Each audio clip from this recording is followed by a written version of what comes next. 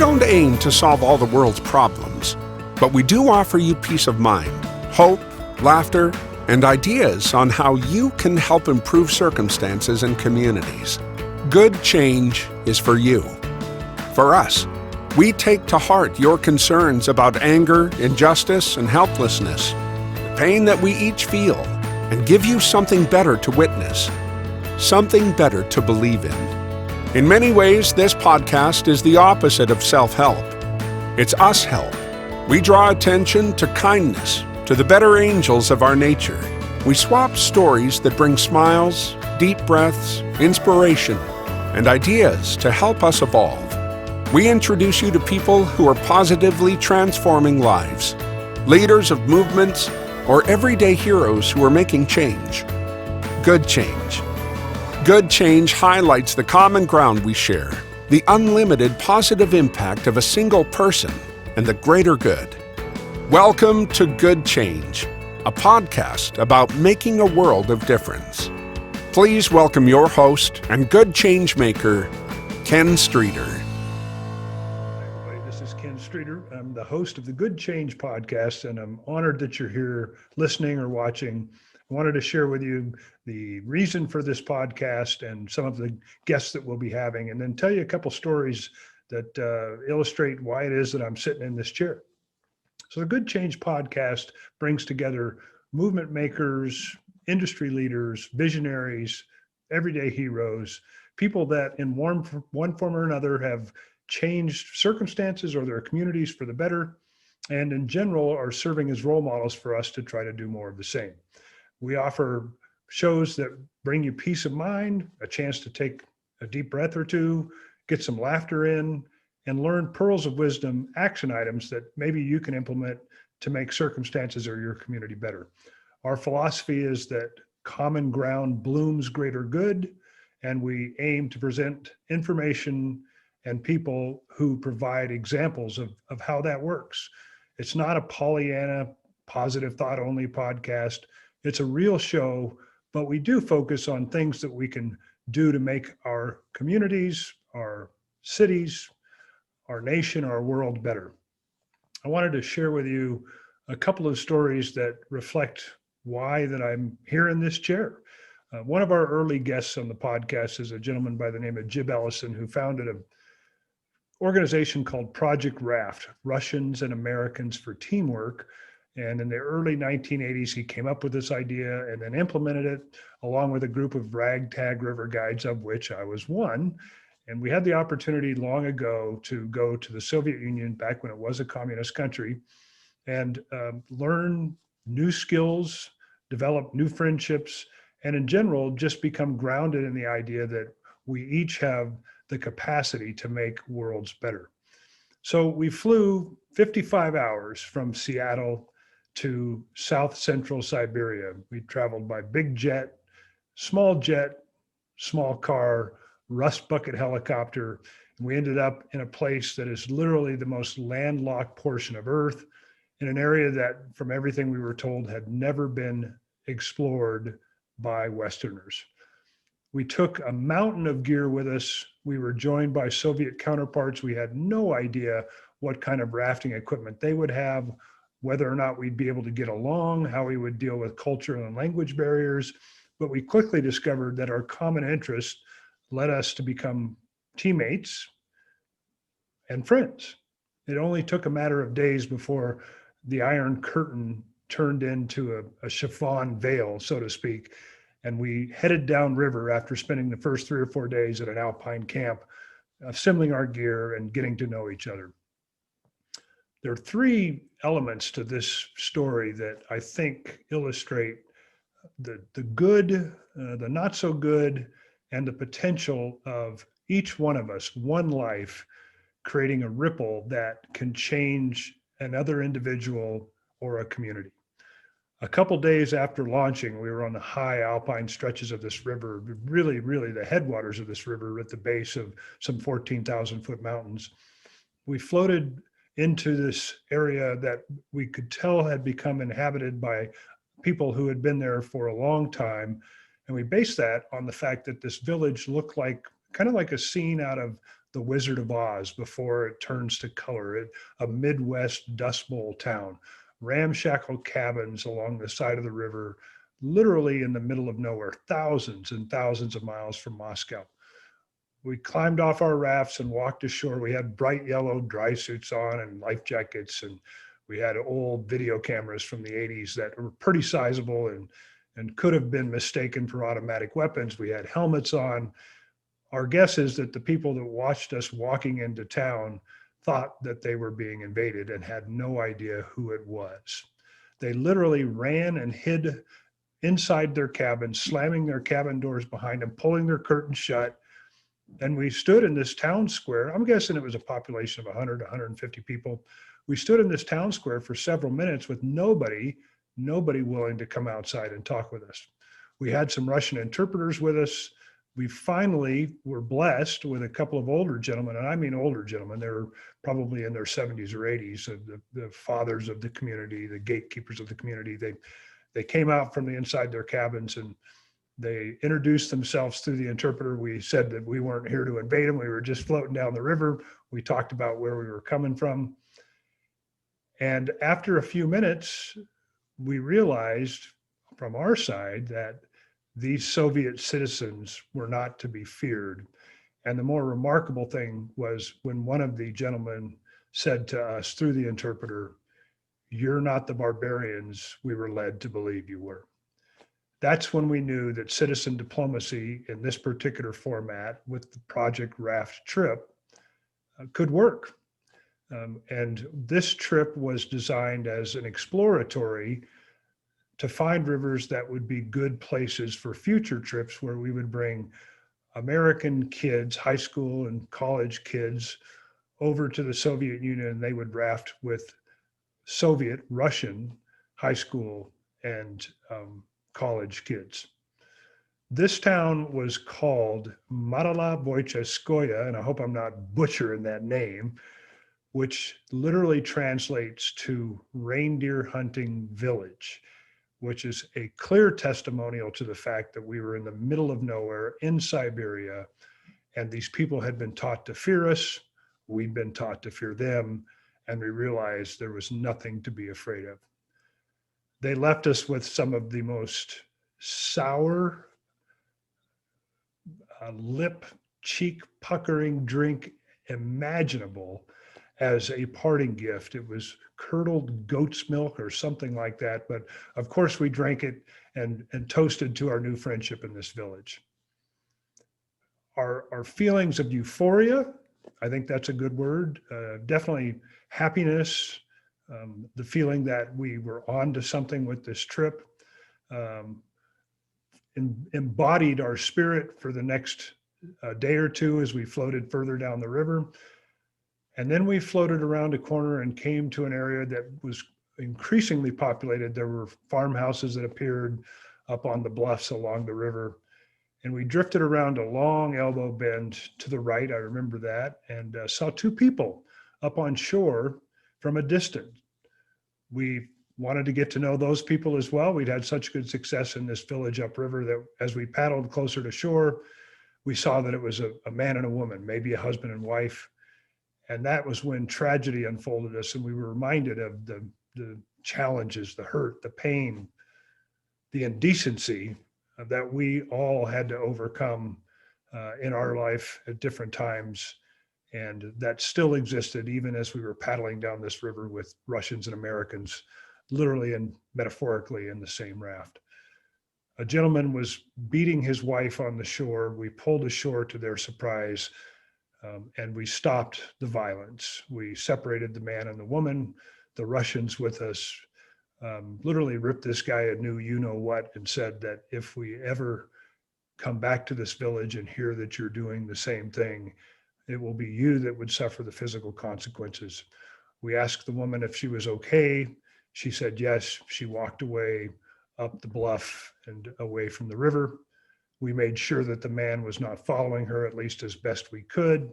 And we got back in the rafts and we floated down the river, shaken by this event, and keenly aware of the irony of us working together to overcome the world's problems, and yet there still being need to overcome problems and serve as good leaders in communities in the middle of nowhere. Over the course of over the remainder of that trip, we spent so many days with our Russian counterparts. We developed lifelong friendships.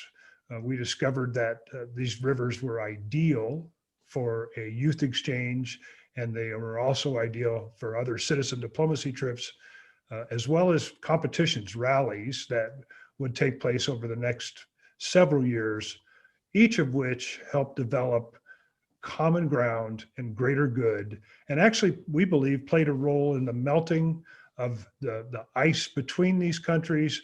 And given the nuclear threat at that time, we believe we also had a small hand in diminishing the possibility of a nuclear bomb coming our way or us sending one towards Russia.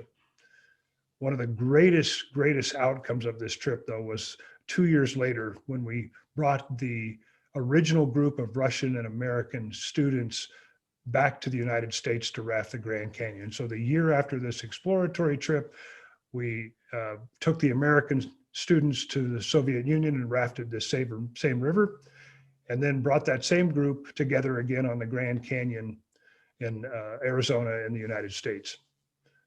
Before being able to get on that river trip, no, I take that back. It was after the trip.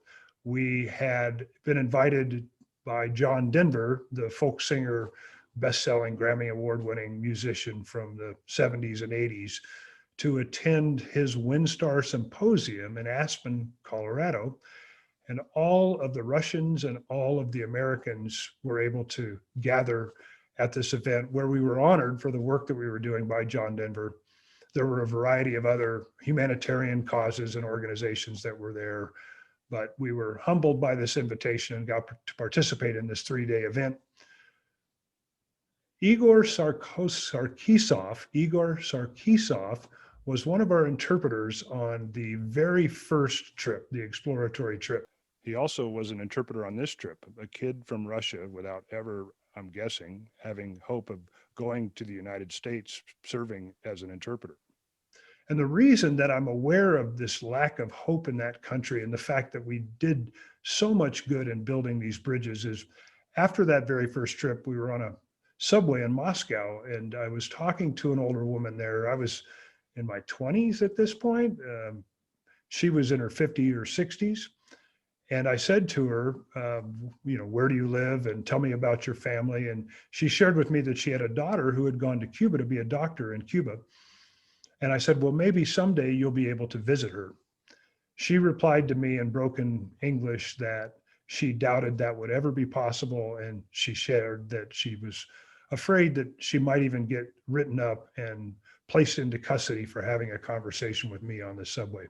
So this is an example of how remote and afraid the Soviet people were feeling. And it reflects well on this story about Igor and his time in Aspen. So Igor had learned how to play the guitar by listening to John Denver songs and James Taylor songs, but all of his English came from playing the guitar, singing these songs, and then gradually becoming better and ultimately qualifying as an interpreter, which is how he ended up on this trip. He was a 20-something joy to be around. And of course, when we pulled ashore each night on these river trips, we were regaled with his music and his singing. But his idol was John Denver. And so for Igor to be able to be in the company of his idol, albeit with hundreds of other people at this WinStar Symposium, was a true honor and something that I'm guessing he never believed would be possible. Then came the highlight. Towards the end of the show, I approached John Denver and said, Igor is a fan of yours. He learned how to speak English by playing your songs, and he would love to just spend a little bit of time with you in order to just meet you personally and say thank you for what you've been in his life.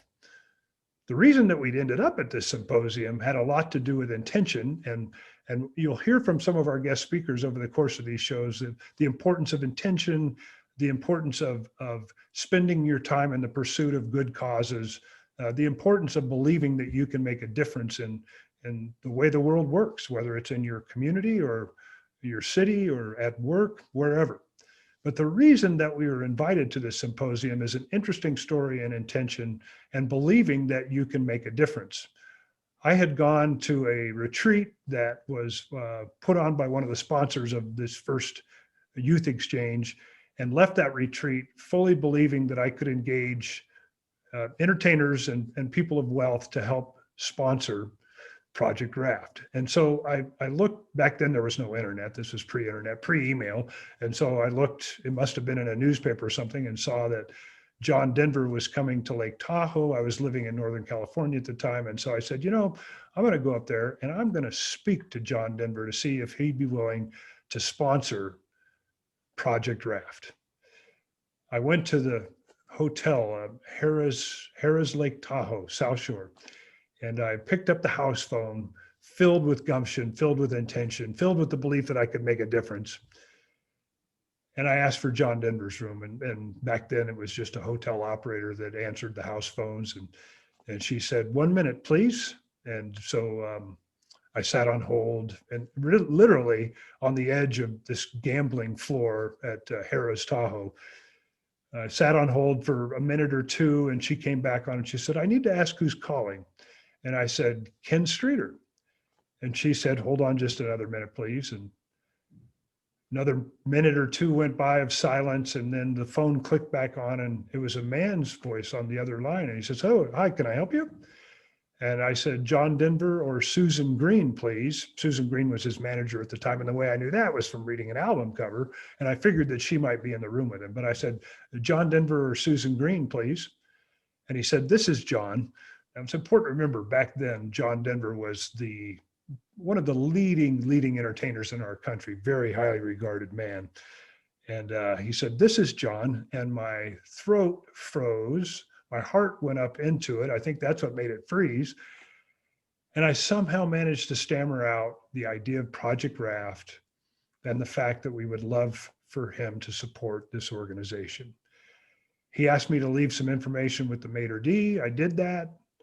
The maitre d' said that he had been able to deliver it to John Denver. When I went back and checked a few minutes later, John Denver was unable to see me in person, believe it or not, of all the nerve, because he had 2 shows that night and he was getting ready to go on stage. But the maitre d' confirmed that he had received the packet.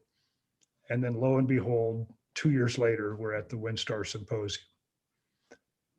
The highlight of this entire process, this adventure, the connections that were made, the feeling that we could make a difference, that we could create more common good across borders, was when John Denver said to me at the end of the show, why don't you come on back into the back room? And he actually said that to one of our participants, another river guide, Suzanne Kanja. And she came and got me and she said, John Denver wants us to come into the back room so he and Igor can spend some time together. So John Denver and Suzanne and Mike Grant, I believe another organizer of Project Raft, I believe Jib Ellison went back into this back room with Igor. And for about 20 minutes, this young Soviet kid who had never envisioned this as a possibility, or maybe envisioned it as a possibility, but never imagined it could happen, Igor got to play John Denver songs to John Denver. And after 20 minutes, John Denver said, I would love nothing more than to be able to stay here and sing and play more with you, but I've got to go to Chicago because I've got a TV special I've got to tape. I believe that, and I've heard from Igor since, that this event was simply a remarkable and once in a lifetime opportunity for him that he treasures to this day. And it's just a reminder of why this podcast is in place, because each one of us has the ability to create a ripple. In this case, Jib Ellison formed Project Raft, Mike Grant, Suzanne Kanja, Susie Dodge, all old friends of mine, all played key roles in its evolution. I was invited to go along on this very first expedition. I was invited to be a guide on the youth exchanges. But just this simple engagement with Igor, this ripple, created a life-changing event for him. And that's kind of what this podcast is all about. I want you to consider that Our guests will share with you ways to make it easier for you to create life-changing opportunities for others. They're going to share with you some of the struggles that they faced and overcame in order to become visionaries or movement makers or industry leaders. And my goal in all of this really is to shape the narrative in a way that allows us to believe that there's a lot of good out there. There's a lot of people doing good change. And here's an opportunity, here's a show to listen or watch stories of that, histories of businesses or communities that have been lifted up by people, and to recognize the importance to believe that each one of us can make that difference. So I hope you've enjoyed these brief stories. Again, I appreciate you tuning in and subscribing. Look forward to getting feedback from you on these shows. And thanks a lot for being interested in and watching or listening the Good Change podcast. With every show, we ask our guests to share a video of them doing something fun. One of their favorite songs, a few lines from a book they enjoyed, or a scene from a great movie. Something that matches their hopes, dreams, and good work. And then we give this to you. Because laughter and beauty soothes, heals, and changes us. You can find and unwrap this gift on any of our social media sites. Thank you for participating in this podcast.